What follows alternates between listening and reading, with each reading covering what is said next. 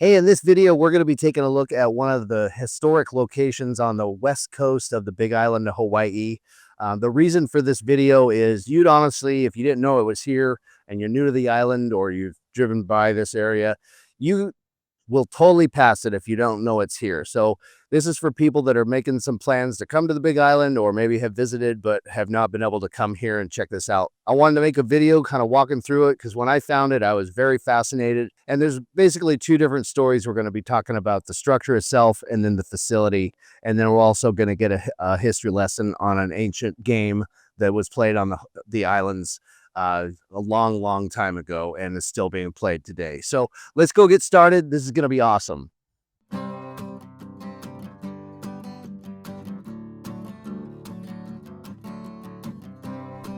You know, there's Hawaiian history, and then there's hidden Hawaiian history. The kind that's right off of the highway. Hundreds of people drive past it every day without knowing it's there. I'm talking about a temple built by hand in 1791. No mortar, no machinery, just thousands of people passing stones for 20 miles. We're on the Big Island's west coast, just north of Kawaihae Harbor. Most people are either heading up to Hawaii or coming back down toward the Waikoloa resorts. Either way, you're driving right past this place. And the sign for it is right here. See what I mean? Easy to miss. But we're not missing it today. Let's see what this place is all about.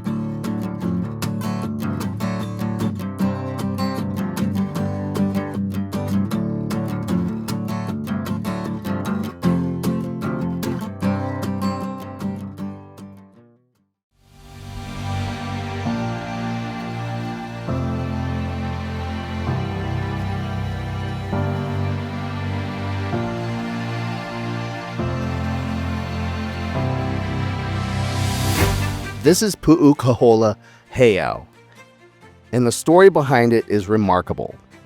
Between 1790 and 1791, this temple called a heiau in Hawaiian was built under King Kamehameha I.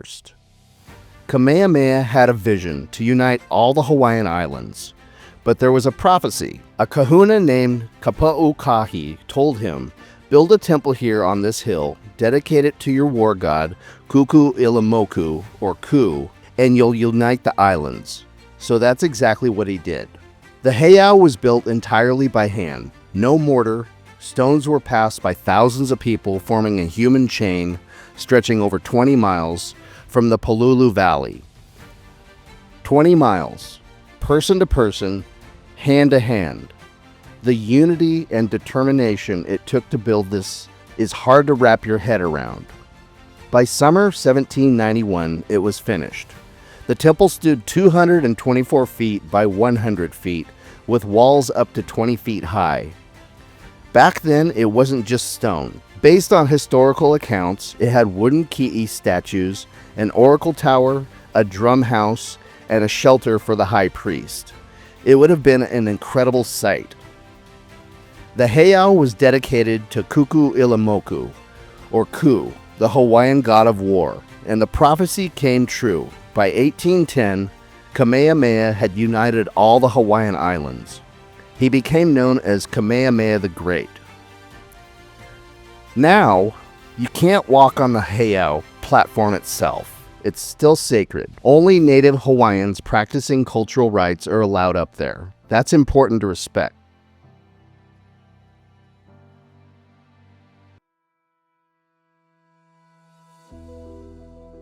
There's a half-mile paved trail that takes you around the site, about 20 to 30 minutes at a relaxed pace. The trail is mostly level and very accessible.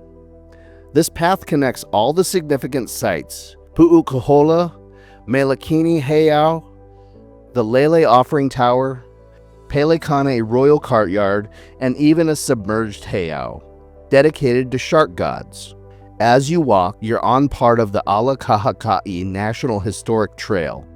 The coastal views are very beautiful, and between January and April, you might spot humpback whale. There's signage along the trail, and you can download a free audio tour to your phone. There's also this pohaku, a stone leaning post near the bay where ancient chiefs used to watch sharks feeding on offerings. The history is in every corner of this place. This is Mailekini Heiau. It predates Pu'ukoholā, but its early history was kept orally within the priesthood and never recorded. What we do know is around 1812, John Young, a British sailor who became one of Kamehameha's most trusted advisors, suggested mounting cannons here to protect Pu'ukohola. So this ancient temple was converted into a fort with up to 21 cannons. Think about that. In just 30 years, Hawaiian society went from a Stone Age culture to having fortifications with European artillery. Mailekini symbolizes the incredible rapid change that happened in Hawaii during Kamehameha's time. Along the trail, you'll see the Lele, an offering tower. This is where sacred offerings were made during ceremonies. These towers marked the place where priests would present gifts to the gods. It represents the deep spirituality central to ancient Hawaiian culture.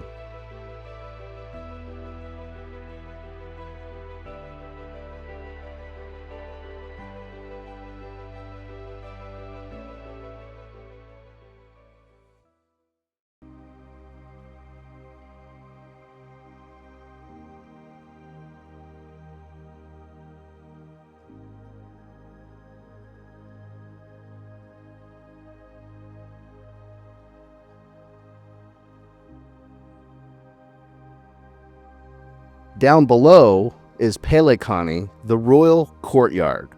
This wasn't just a ceremonial space. This is where daily life happened. The compound had the royal residence, housing for the court, and a royal fish pond. Pelekane became a favorite landing spot for foreign ships, where trade negotiations happened, where Kamehameha met visitors from around the world. Today, every August, Pelekane hosts the Ho'okukahi Cultural Festival, a 2-day event with demonstrations, traditional crafts, and activities. The history here is still very much alive.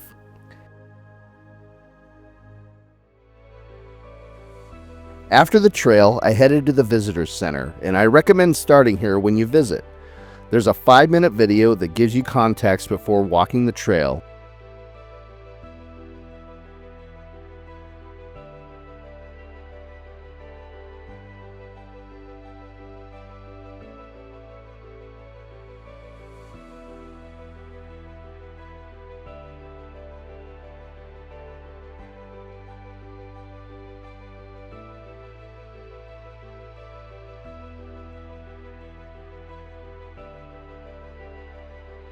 The center has exhibits and incredible paintings by Kane showing what happened here. There's a weapons display showing how Hawaiian warfare was changing. Park rangers can answer just about any questions you have. You can grab a brochure or download that free audio tour to your phone. They've got restrooms, water fountains, and a small gift shop. The Kane paintings are really special, historically accurate depictions of the events that happened here. While I was here, I learned about something I'd never heard of. Konane, an ancient Hawaiian strategy game. Konami is an ancient Hawaiian game. It only played in Hawaii. I've been playing it since 1970, since it was given to me as a gift by my mother. It's a game of strategy. It's a game that makes you think. Some of the things about the game is that it's protecting your resources, being responsible for your choices. So it's a life thing. Around this island, on the Big Island, there's lots of petroglyphs about this game. They come in all different sizes. The smallest one, the layout is a 5x6, so it's real small. It's in front of a surfing heiau that I have a picture of here. If you can see this. This is down in Kona, and it's a surf heiau. It's a temple for surf, original pray for surf. And right here is a Konani board that's only a 5x6 layout. Okay. So it's the smallest one, but it's you'll notice the stones are very big. It's because this was a gambling game. Yeah, you said there were some pretty hardcore ramifications. Yeah, you can bet your favorite weapon, your favorite surfboard, your favorite spouse, and in some cases, your life. Yeah. So this game was used for a lot. Unfortunately, when the missionaries came, they found the Hawaiians playing games all day and gambling, and they said, we can't do that. We have to work. Where were the other ones that you were just showing me? This one is also in Kona. Okay. If you'll notice, right out here, if you guys can see this, right out here is a konani board. Okay. It's a shape of a turtle. It's actually a 10 by 11 layout, so it's a big board. Okay. The bigger the board, the longer the game, the more difficult it is. And if I remember correctly, this is out by Magic Sands. Magic Sands, yeah. La'alora Beach Park or Magic Sands. Okay, perfect. It is marked now. What I like to point out is this one here. This one is in Kona also. It's close to the King Kamehameha Hotel. Okay. It's a 7 by 8 layout, but you can tell that they're getting ready to put a couple more rows in to make it an 8 by 9. I see. It's reputed that King Kamehameha played on this one. So this is down south in Kona. Okay. Up north, there's some boulders behind the statue of King Kamehameha and in the town of Kapa'au. And these boulders were along the shoreline, and they were moved there because they're afraid to be destroyed. These are also King Kamehameha boards. Okay. He actually sat right there and he played konani. So it was a very popular with the adults, but everybody played it, kids, women, men. This is one of the few things that everybody could do. Okay. Most houses or hollies had a board close by that everybody would play. Kamehameha was into it. He made all his warriors play it because of critical thinking, strategy, things like that. Now you got our temple right here that King Kamehameha built. Yeah. Right in the middle of the temple is a konani board. Oh, so that's up on the up in the structure itself. Okay. So like these are everywhere. Okay. What a lot of people will see nowadays is a even board, like a 6 by 6 layout, 8 by 8 layout, 10 by 10 layout, and they call it checkers. Okay. The game is not checkers. It's konani. It was just classified as checkers by Captain Cook when he arrived. It looks like checkers. So everybody called it checkers. Okay. Back in the 60s and the 70s, they started putting out boards that were even. The 6 by 6, 8 by 8 boards. Well, those aren't original boards. People think the game is checkers. It's not checkers. Okay. And the boards are not even boards. They're odd even, like a 6 by 7 layout, 7 by 8 layout, a 12 by 15 layout. The bigger the board, the harder the game. Okay. Object of the game is to have the last jump. Gotcha. So it's a great game to play.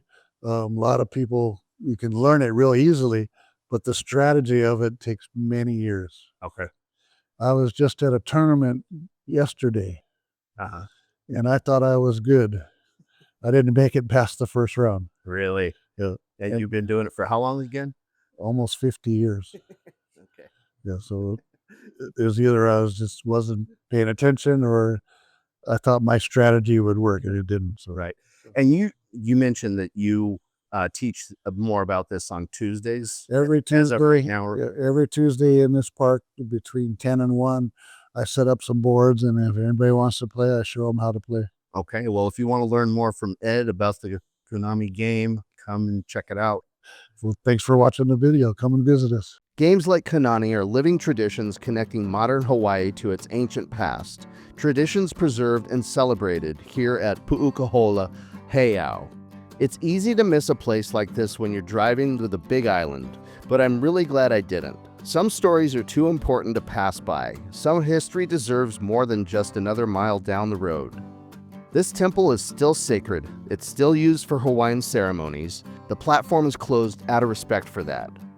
But you can walk the trails, learn the stories, stand here and feel the weight of what thousands accomplished together over 230 years ago.